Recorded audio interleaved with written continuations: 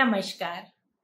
आज मैं आपके साथ बात करने जा रही हूँ मातृभारती के पोर्टल पर उपस्थित उपन्यास विरासत की। इस उपन्यास को मैंने लिखा है, तो मुझे लगता है कि सबसे पहले मुझे कुछ अपने बारे में आपको बताना चाहिए। मेरा नाम श्रुत कीर्ति अग्रवाल है। मैं जब लगभग 13-14 वर्ष की थी, या समझिए होश संभालने के साथ ही मैंने लिखना शुरू कर दिया था। लेकिन ये वो समय था जब हर रचना को पाठकों तक पहुंचने के पहले पत्रिकाओं के या अखबारों के संपादकों के हाथ के नीचे से गुजरना पड़ता था, और उनकी स्वीकृति के बाद ही वो कहानी किसी पाठक तक पहुंच पाती थी।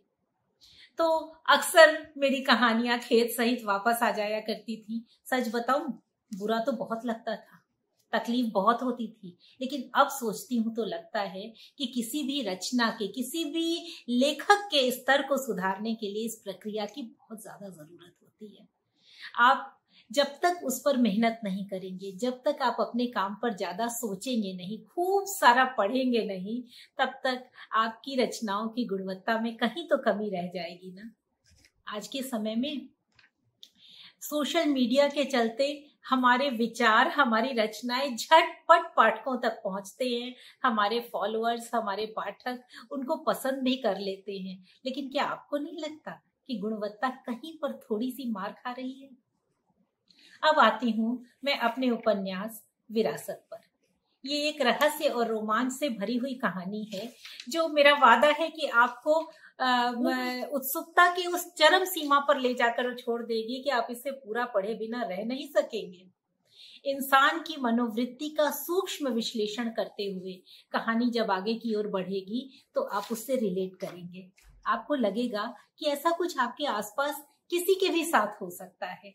अक्सर ही तो चढ़ती उम्र में, बचपने में लड़के अपने पिता के निर्णयों में, पिता में कमी देखने लगते हैं। उनको दूसरों के पिता ज्यादा अच्छे लगते हैं, और ऐसे में अगर पिता की तरफ से उनके पास आने का कोई खास उद्यम ना हो तो वे पिता से चिढ़ने लगते हैं, उनसे नफरत करने लगते हैं, और एक अवज्ञा अपने पिता के लिए उनके अंदर में आ जाती है।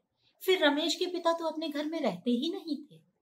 उस बेचारे को तो यह भी नहीं पता था कि वो काम क्या करते हैं। उनके क्रियाकलाप इतने असामान्य क्यों हैं? वो हर समय गुस्से में क्यों रहते हैं? क्यों वो और उसकी माँ एक सामान्य जिंदगी के लिए तरसते ही रह जाते हैं? कहाँ तो वो अपने बागी मन को अंकुशों में कसने की मजबूरी में था, और कहाँ वही पिता उसकी बाहों में दम तोड़ देते हैं।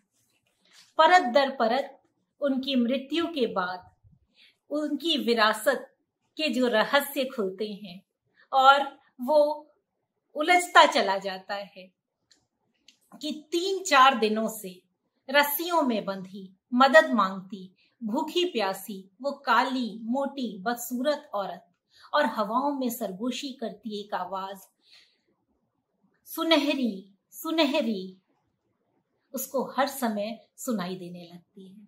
क्या था ये? आश्चर्यचकित था वो।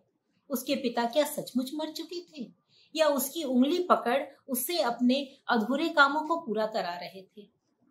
अपनी माँ का लाडला पिता की मृत्यु होते ही बिल्कुल पिता का व्यवहार क्यों करने लगा था?